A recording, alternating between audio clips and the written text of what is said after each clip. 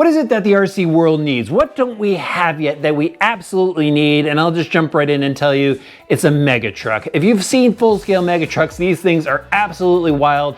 They're overpowered, they go over jumps and backflips, blast through mud. They're just really cool looking. And I've actually tried to build one. I've had a project in the works for a while now, and I've seen there's some builders out there that have built some really cool looking trucks, but we needed one that is ready to run. And Losi has identified that in their quest to give us more cool full-scale motorsports offerings in RC. They've teamed up with the Andersons once again to build something really cool. They gave us a mega truck, a mega mud truck. As you can see over my shoulder here, we have the Bog Hog. They've released this on the LMT platform. They also have a King Sling version, but this is what's next in RC that's just gonna be totally wild to drive. Let's check out this new offering here. Look at this, how awesome is this? Again, built on the LMT platform, and there are a bunch of changes to it actually. It's just not a new body on here and some new tires slapped on. They made a number of changes that you guys need to see, and of course, I'm gonna give you all the details. Now, this is a ready to run rig. You are going to need to provide the battery and charger. You could use a 2S, a 3S, and even a 4S battery in this truck, which means it's just gonna be wild. But let's start off with the body. This is obviously Weston Anderson's Bog Hog body. Again, they have the King Sling body as well, which is the green body. They'll have a green chassis along with it, but I love this body because it's a Willys style body. My dad used to have a Willys Jeep in the backyard. It was just a really cool pickup truck, but love what they've done here. They've gone ahead and fit this body to the monster truck cage. There has been a change to the cage in the front, but it's painted from the inside. At least we got clear windows. All the graphics are decals on the outside of the body. And I love the hood scoop on the front of this thing. This is a separate molded plastic piece. We have LED lights in the front. These are clear lenses. We've got nice chrome bezels, LED lights already installed in on the back side. Check out the chrome headers on the side. That looks pretty rad. Let me spin it around so you can see the rear of this. Now, the rear truck bed sides are simple, just molded Lexan pieces. So there is a lot of flex in here, and I'm just gonna give you guys a heads up. If you're gonna start flipping and rolling these things, these are probably going to crack on you. I mean, they're just Lexan pieces. Probably would have been cool if they made some like Kydex panels to help support these things, but these, I believe, are going to get mangled on you. We've got some Lexan panels on the side of the cage here as well, and the rear of the cage is pretty much like the monster truck version. Now, let me pull it off so you guys can see the inside. The front piece is new on this, but one of the changes that they made here is it flips up from the front now to access the battery pack. So that makes it a little easier to, you know, get into there and access that battery, make battery changes. There's the LED wiring you can see. We've got the driver figure in there as well, like we had on the monster truck. Now let's take a quick look at this chassis, and there are some changes to the chassis. If you're familiar with the monster truck, the plates in the front extend out much farther, and that was kind of an issue when you went and nosedive with the monster truck. That would bend.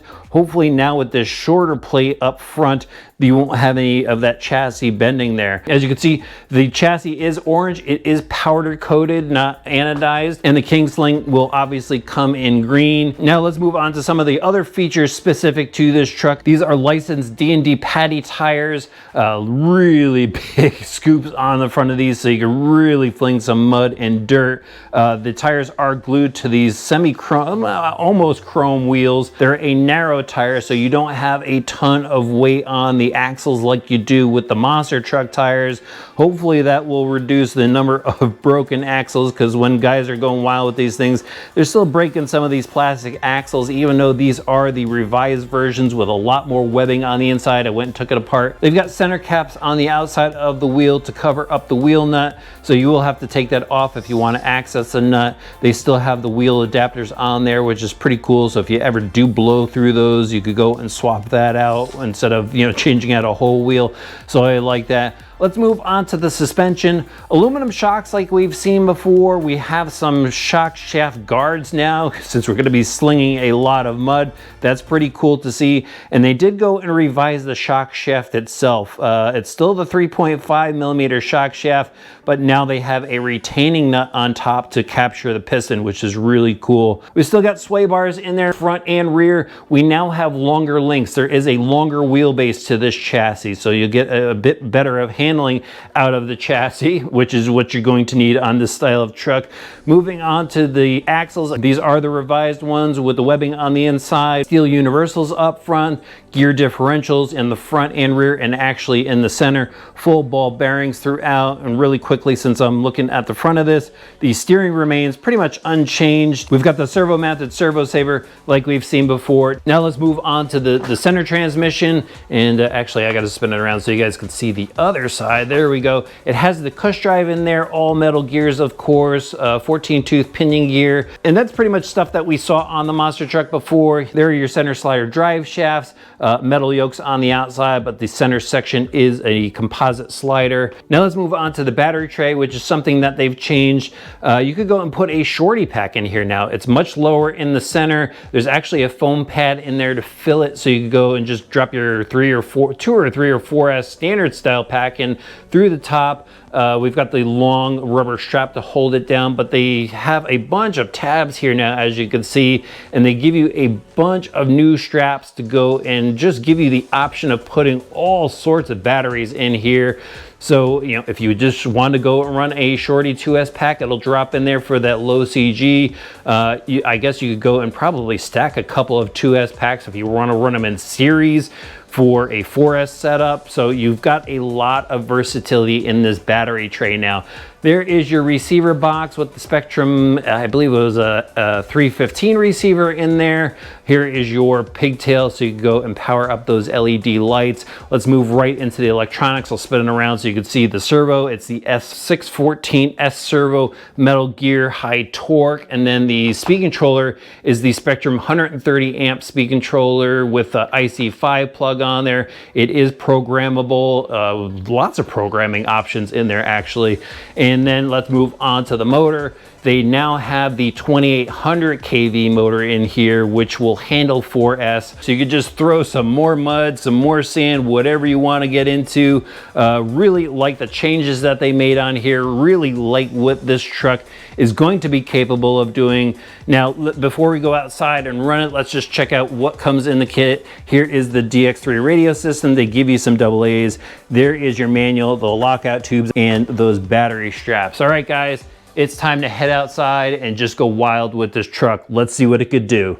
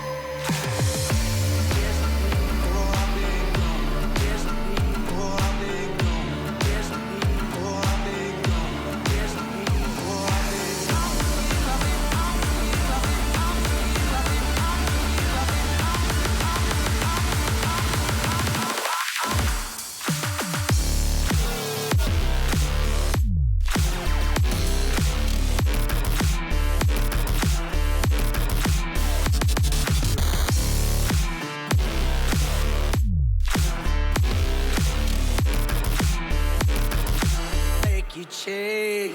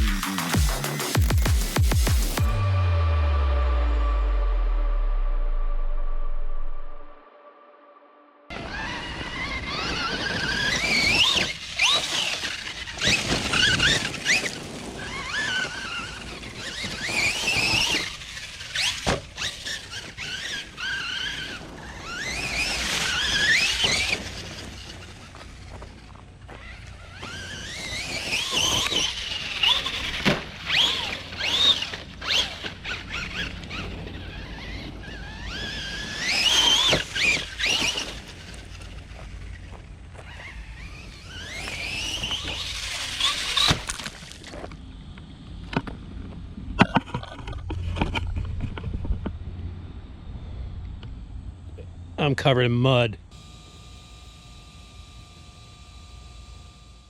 Look at this thing, absolutely covered in mud. The radio system's covered in mud, and if you're driving one of these, you can expect to be covered in mud as well. I was from head to toe, but I was totally impressed with the wild drive of this beast. The Bog Hog LMT certainly is a action-packed mega truck. I've never driven anything like it before, and it is certainly just an adrenaline pumping vehicle to wheel. Over there at the park, all I had was really 2 mud puddles and a big pile of dirt, and I had an absolute blast. I ran every battery pack I had through there, and I could have ran a bunch more that first day, but man, what a powerful truck this is. The 4S system has plenty of punch, and actually I ran it mostly on 3S, and I thought it was wild on 3S. 4S, it is just insane. Actually threw a speed meter in there while I had a 4S pack in it, and it topped out at 39 miles an hour running through grass. So that's a pretty respectable speed for something like this. It's pretty edgy, actually.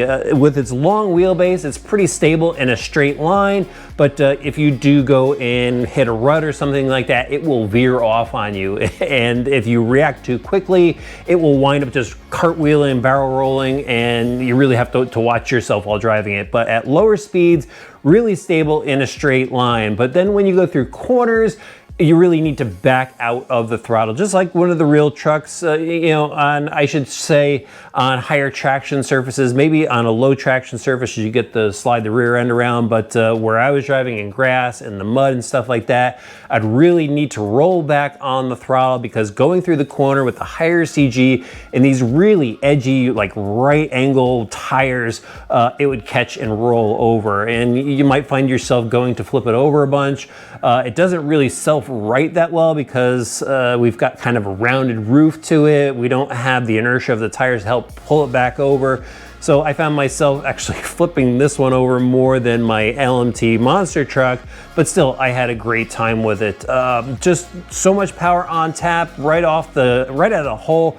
Once you punch the throttle, it will pull wheelies. It'll actually ride on these, you know, fake bed sides, and these are actually pretty mangled up already. There's some bends to it, some cracks and stuff like that. So, you know, part of the fun is just going wild with it, and there's some parts that will take some abuse, but this truck seems to hold up to a lot. I jumped this thing off that dirt pile, landed it all sorts of which ways, upside down, on its side.